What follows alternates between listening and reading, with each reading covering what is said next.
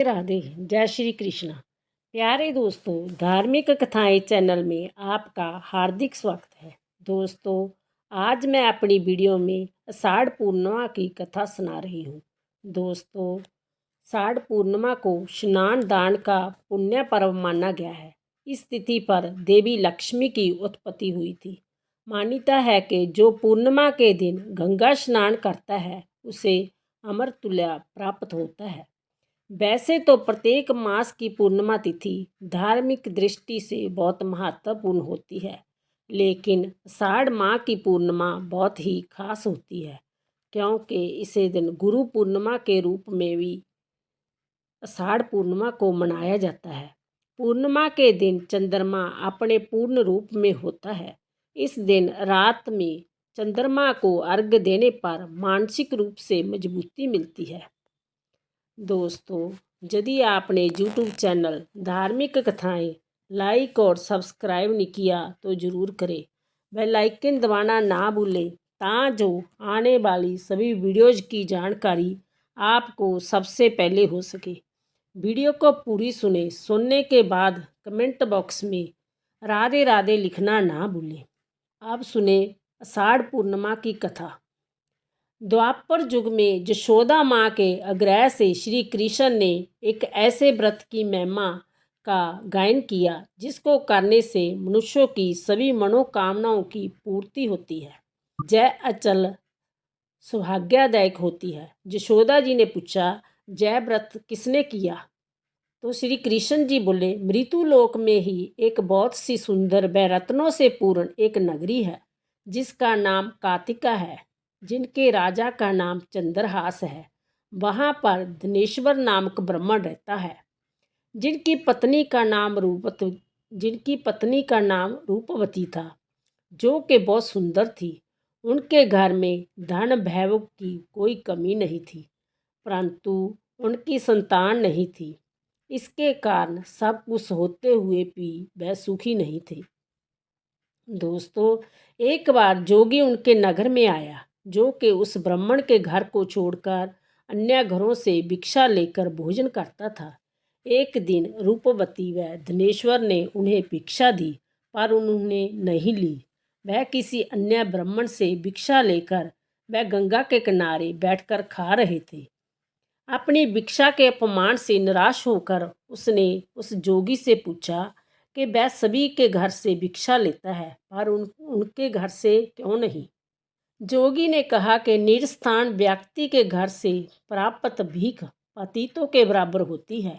जो ऐसा अन्न खाता है वह खुद भी पतित हो जाता है, इसलिए वह ऐसे घर से भिक्षा नहीं लेता। जय सुन धनेश्वर दुख के मारे जोगी के चरणों में गिर गया और कहने लगा, हे महात्मा, मुझे कृपा करके पुत्र प्राप्ति के लिए कोई उपाय बताएं। मेरे घर में सब कुछ है, किसी चीज़ की कमी नहीं, बस संतान ना होने का गम मुझे बहुत परेशान करता है। उसकी इतनी दिन हालत देखकर जोगी ने कहा कि उन्हें चंडी माँ की आराधना करनी चाहिए। वह घर आया और अपनी पत्नी को उसने पूरी बात बताई और वह वन की तरफ चला गया। वहाँ जाकर उसने चंडी की आराधना आरंभ की, साथ व्रत भी धारण किया। उसकी आराधना करते देख माता चंडी ने 16वें दिन उसे सपने में दर्शन दिए और कहा कि तुम्हारे जहाँ पुत्र तो होगा, लेकिन 16 वर्ष की आयु में ही उसका निधन हो जाएगा। यदि वह दोनों स्त्री और पुरुष मिलकर 32 पूर्णमासियों का व्रत करें और उसका विधि पूर्वक पालन करें तो उसकी आयु दीर्घ हो सकती है। सवेरा होने पर इस स्थान के पास में आम का एक पेड़ दिखाई देगा। उस पेड़ पर चढ़कर फलों को तोड़कर अपने घर ले जाना और इसे अपनी पत्नी को दे देना तथा उससे सारी बात बताना। वह उससे कहना कि ऋतु स्नान करने के बाद श्री शिव शंकर का ध्यान धरकर इस फल को खा लेना। वह भगवान की कृपा से जल्द ही एक सुंदर पुत्र को जन्म देगी।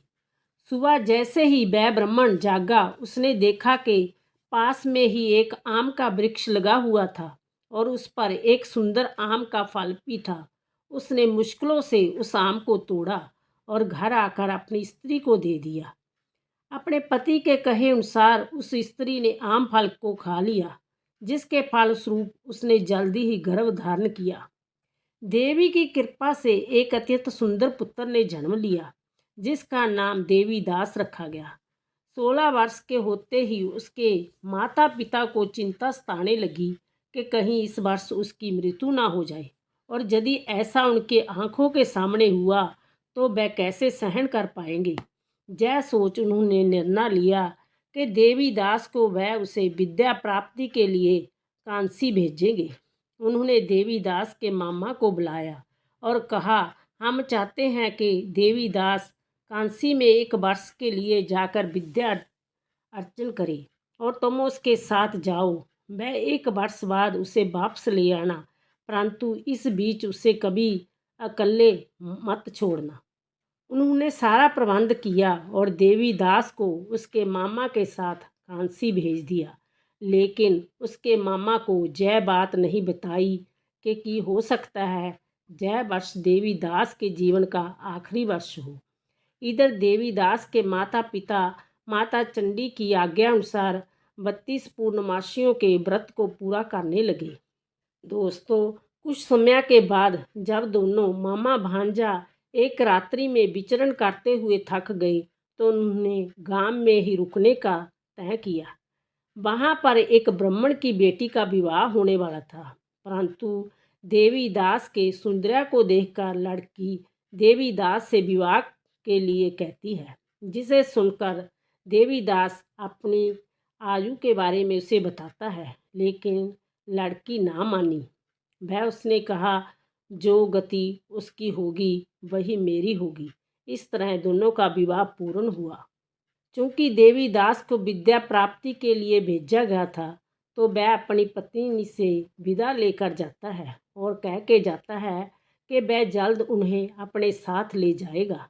तभी उसकी आयु को लेकर चिंतित उसकी पत्नी को देवीदास ने एक पुष्प वाटिका की तरफ इशारा करते हुए कहा कि जिस दिन यह वाटिका सूख जाए, समझ जाना मेरा अंत हो गया।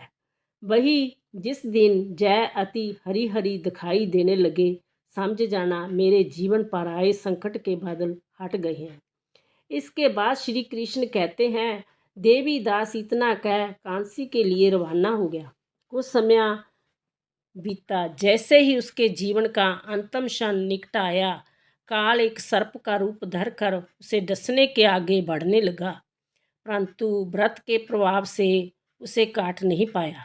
इसके बाद काल खुद अपने असल रूप में आकर उसके प्राण को हारने लगा, जिससे देवीदास बेहोश होकर गिर गया। माँ पार्वती शिव शंकर के साथ वहाँ पहुँची। माँ पार्वती ने उसे देखा और शिव शंकर से प्रार्थना करी कि इसकी माता ने पहले ही इसकी दीर्घायु होने के लिए 32 पूर्णमासियों के व्रत पूर्ण किए हैं और व्रत के महात्म का नाश ना हो, इसलिए प्रभु इसे प्राण दान दे। इसके बाद शिव जी ने उसे जीवन दान दिया। इस तरह से देवीदास फिर से जीवित व स्वस्थ हो गया। उधर उसकी पत्नी उसकी प्रतीक्षा कर रही थी। उसने पुष्प वाटिका की तरफ देखा तो जो पुष्प वाटिका सूखने लगी थी वह एकाएक हरी भरी हो गई, जिससे उसे इस बात का यकीन हो गया कि देवीदास जीवित है। कुछ समय बाद देवीदास अपनी पत्नी के साथ लौटा और उसे वह अपने मामा को लेकर अपने माता पिता के पास वापस आ गया। अपने लाल को जीवित देख माता पिता बहुत खुश थे और इसी तरह धनेश्वर और उसकी पत्नी ने अपने पुत्र व पुत्र वधू के आगमन पर बहुत बड़े उत्सव का आयोजन किया।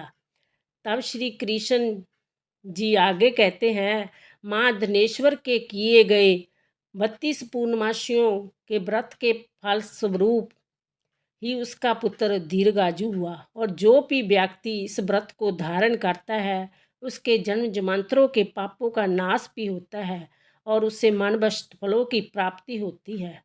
बोलो कृष्ण भगवान की जय।